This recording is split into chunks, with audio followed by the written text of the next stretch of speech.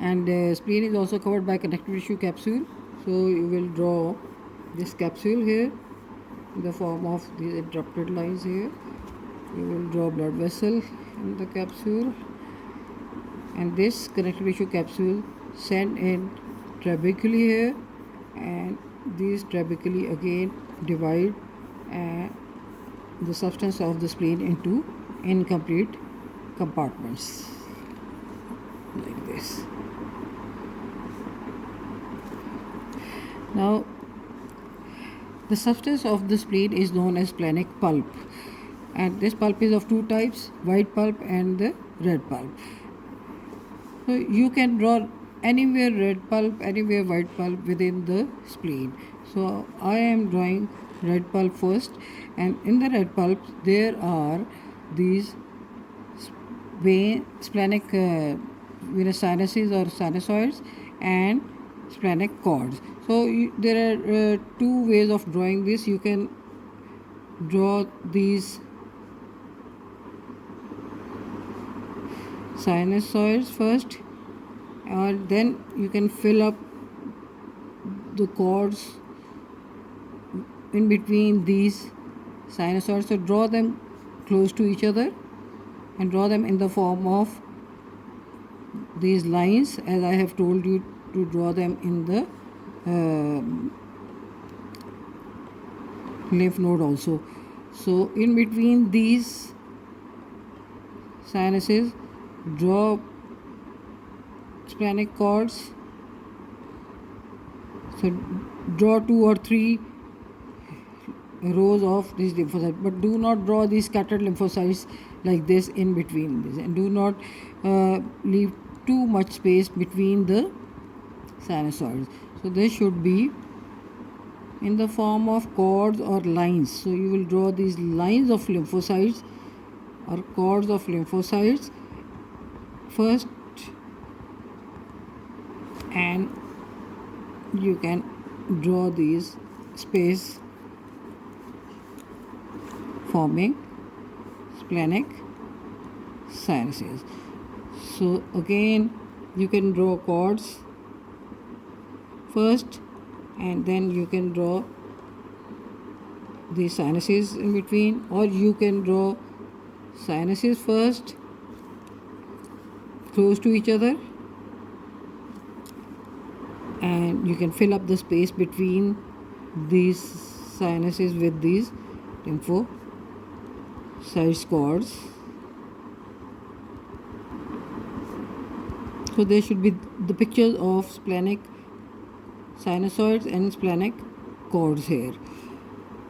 You will draw these endothelial cells in all the sinuses here, and in the sinuses you will draw these RBCs, because blood flows through these splenic sinuses. So you will draw them red, and you can draw 1, 2 or 3 pink, give pink appearance in the outer part also, because this is the red pulp, so it appears to be actually right here.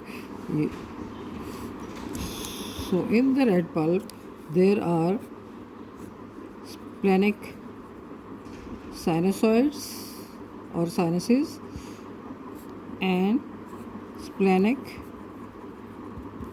cords. These are also known as cords of Billroth-Previeri. Now, in this portion, you can either draw this again red pulp, or you can draw white pulp here. So it's not necessary to draw one red pulp, one area of red pulp and one area of white pulp. You can draw again here red pulp, or you can draw white pulp here. So for the white pulp, you will draw again a lymphatic nodule here. I have told you how to draw lymphatic nodule. Same method, central germinal center will be there, and Outside there is darkly stained zone or corona. I don't have that much time, but you can draw a beautiful lymphatic nodule here. But the difference between the lymphatic nodule of lymph node and palatine tonsil and the lymphatic nodule of the white pulp is that here you will draw a central artery around which these lymphocytes they accumulate to give rise to periarterial sheath, and this central artery, although is known as central, is away from the germinal center. So this is the central artery, this is the lymphatic nodule,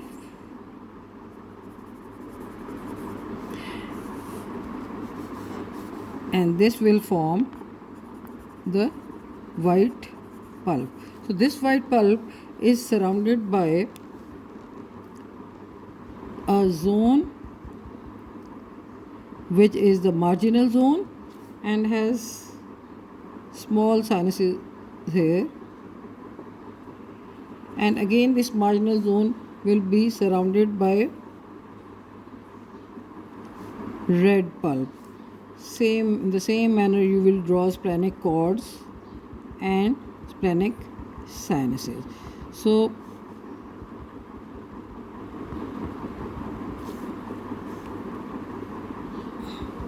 red pulp and white pulp they coexist here. Again in this portion you can draw white pulp here, and you can